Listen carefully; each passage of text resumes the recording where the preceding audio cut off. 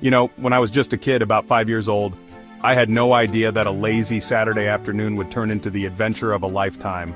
Brandon, watch this! I'm gonna get that big book there! Be careful, Osei. Wow! Look at everything floating in the air. Do you think something magical is going to happen again, Osei? Hoot! To shape our future, we must understand our past. Brandon, did you hear that? That owl just talked! Whoa, look at that shiny book, Brandon! The Life of Malcolm X. I wonder who that is. I don't know, should we open it? And that's when it happened. As soon as we touched that book, a bright light flashed, and we felt ourselves being pulled right into the pages.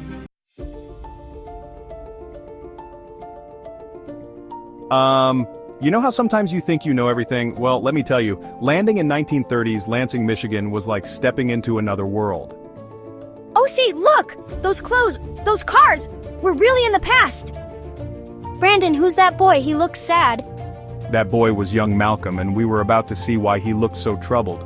Those bigger kids are being mean to him. We gotta do something. But Osei, we can't change his... Hey, over here! I couldn't help myself, I had to do something. And you know what? It worked. The bullies got distracted and Malcolm got away. Osei, that was brave. Like when you stood up for me at the playground. Yeah, it's not right to be mean to someone just because they're different or black, Brandon.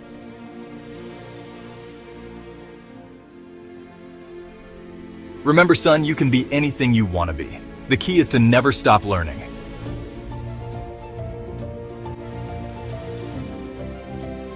I'm sorry, but we have to place the children in foster care. Osei, they're taking Malcolm away from his family. Why?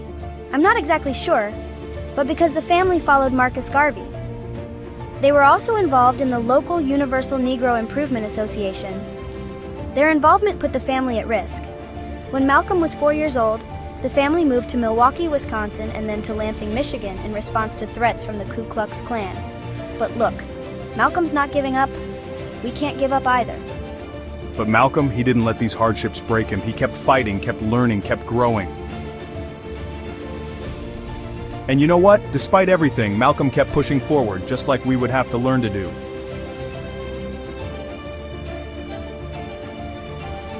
You know, watching Malcolm grow up was like watching a roller coaster.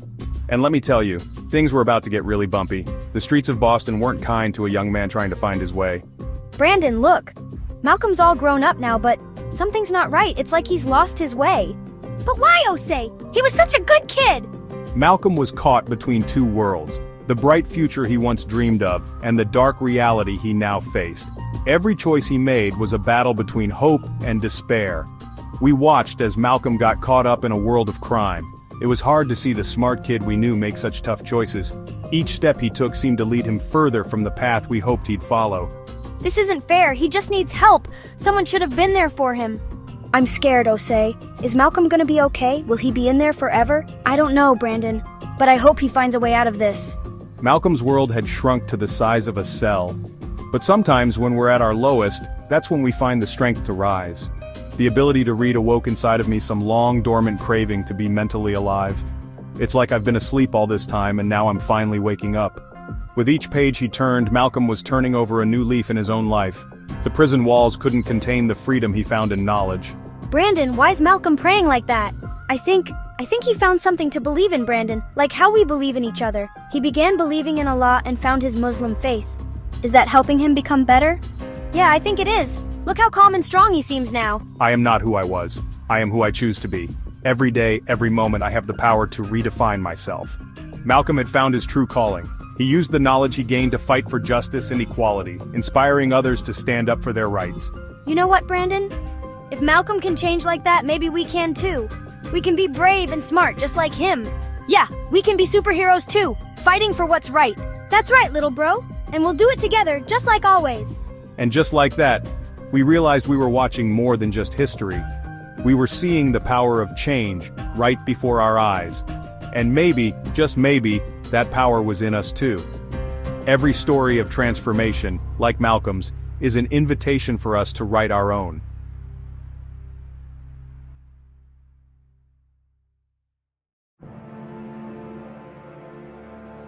You know, watching Malcolm become a leader was like watching a butterfly emerge from its cocoon. It was something else. Brandon, look at all these people. They're here to listen to Malcolm.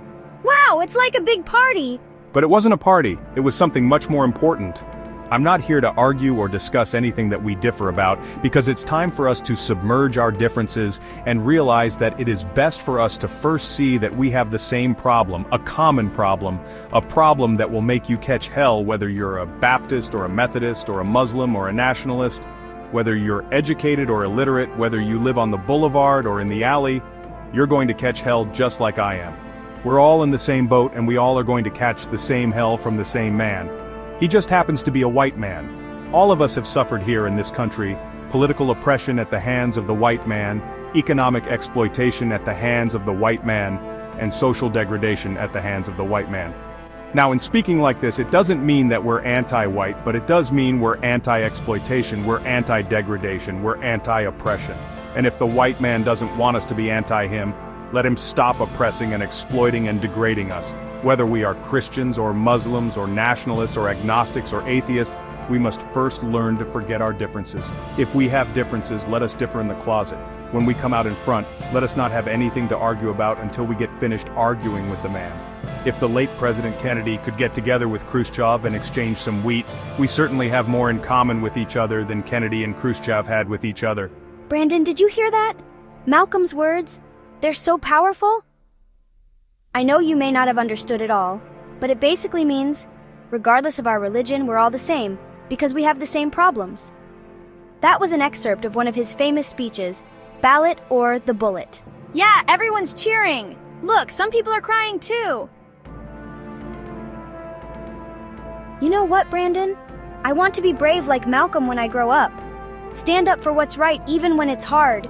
Me too! I want to help people and say important things. Look, Brandon! People are organizing, starting community programs. Malcolm's words are turning into action. It's like when we help clean up the park, but bigger. When we get home, I'm gonna start standing up for what's right too, just like Malcolm.